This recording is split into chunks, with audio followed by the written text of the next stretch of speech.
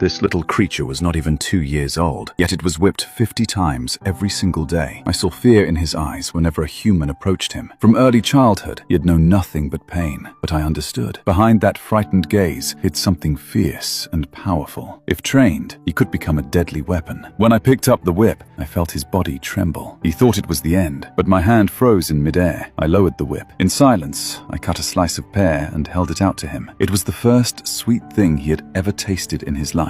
He swallowed the pear whole without even chewing. In that moment, something formed between us. I won his heart, not with fear, but with kindness. Then I did something I wasn't even sure I had the courage to do. By freeing him, I took an enormous risk. I opened the gates and gave him a chance to be free. He hesitated for a long time. He didn't want to leave. When I called to him in a clear and sincere voice, he finally turned around one last time. His gaze was heavy, as if he carried the whole world on his chest. I felt that he had etched my face into his soul. Without saying a word, he promised that one day he would repay my kindness. The king soon learned that the creature had disappeared. His fury was immediate. He ordered his men to hunt me down. I was declared a criminal, and a huge bounty was placed on my head. But they didn't know that I had already fled to the mountains with my wife. We lived in peace, far from everyone. However, that peace did not last long. One day the soldiers completely surrounded us. I had no intention of surrendering. I grabbed my wife's hand and we ran as best we could, but eventually we found ourselves at the edge of a cliff. There was no escape. To save her, I made the hardest choice of my life. I pushed my wife into the river below, where the current was strong enough to carry her far away. Then I turned to face the soldiers. I was a powerful martial arts master. At first, in the open field, dodging the spears was not difficult. One by one, they attacked and fell. But then the general joined the fight. He fired a special arrow. As soon as it struck me, I felt my strength quickly fading. Before long,